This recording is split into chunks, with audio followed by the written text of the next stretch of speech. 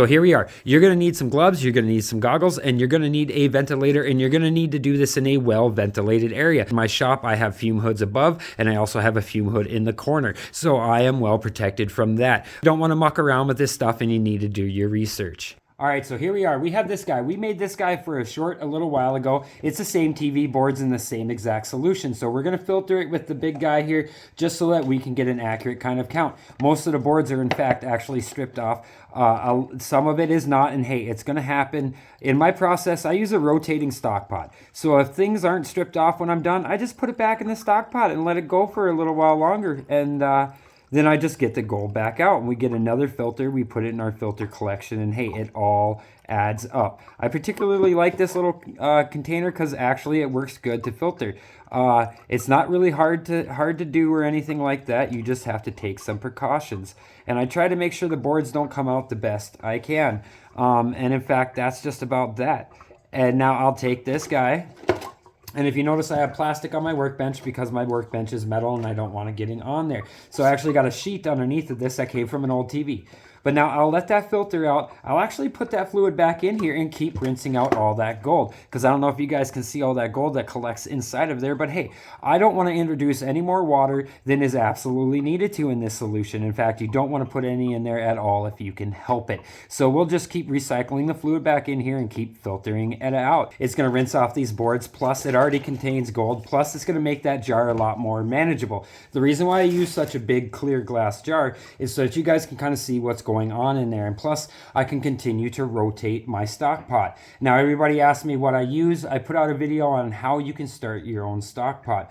Again, for all you people that skipped ahead, this is nothing but HCl. Literally, I bought it from the local hardware store. I don't know, you guys do your research in your area, but it cost me $7. And that is all I have in there. I took some of that HCl, put it in a little jar, put a piece of copper inside of it, and it started to form the copper 2 chloride. Why is that important? Because that's really going to attack the base metals underneath of your gold foils that you're trying to separate.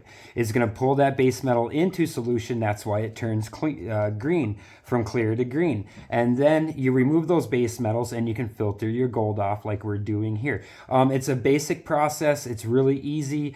Some people will add, your peroxide to it in order to speed up the process. I found in my environment that this just works naturally, nice low and slow. And in fact, I'm really surprised because at the low and slow temperature, it doesn't attack the boards as hard, and I end up with actually less of that solder mask and a few other materials in there. So I mean, for me and my benefit, it actually it works.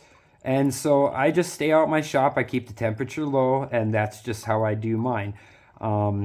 Everybody's going to have their different area, their different solutions for these things, and a different size stock pot that you guys can use. You guys just continue to do your research and figure it out yourself. We're going to continue filtering this off.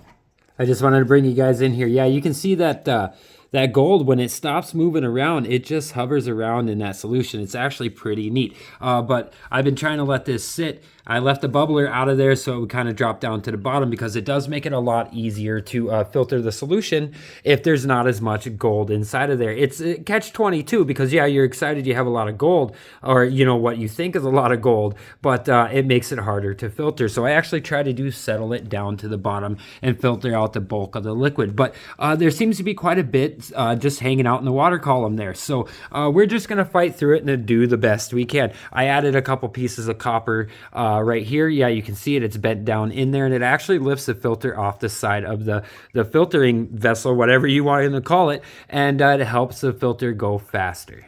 So for all you new viewers, if you're learning something new while we're hanging out doing this, then don't forget to hit that subscribe button. Hey, this is how the channel moves. And for all you returning viewers, I love the fact that you guys keep coming through the door and you keep coming to hang out with us. Well, I tell you what, hit that subscribe button because it just will make this move that much better. All right, so we got the last of the fluid sitting here. It's filtering out right now. And as it filters down, I'll take some distilled water and I'll just spray all along the side, and it'll push the gold down into the filter. We're gonna wait for this to get finished, and we're gonna get it all laid out for you guys so you can see exactly how much gold we actually got from those TVs.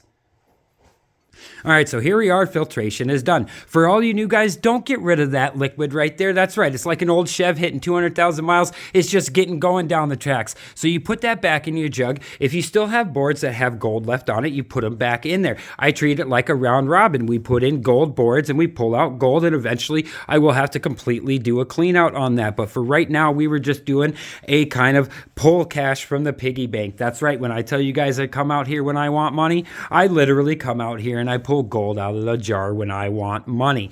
So in turn, what do we have? Well, here's our gold. Yeah, everybody's going to see it and it looks nice, but I tell you what, there's not a lot there. And you still have another process, because if you look in there, that's right, there's still foreign material. You have that solder mask, you have some other material in there that came off the boards. But I tell you what, we're in the recovery stage. That's right. And look what else we recovered. We have a whole filter full of gold. And I don't know if you guys can see that, but it sure is purple to me. So yes, we're in the recovery stage. You pull all that material out and now you're going to refine it. How are we going to do that? Well, I tell you what, we'll take care of that in the next episode. So for all you people that are learning something new, don't forget to smash that like, share, and subscribe, because hey, we're creeping our way up to 2,000 subs. And for all you guys that are hanging out in the back in the wings that are just checking us out and you keep coming back by, don't forget to hit that subscribe button. And for all my subscribers, man, you guys are making this crazy YouTube world go round. That's right, we're smashing through the ceiling of 2,000. We're gonna make it happen. We're gonna get there. So for my wife, I love you. And for my kids,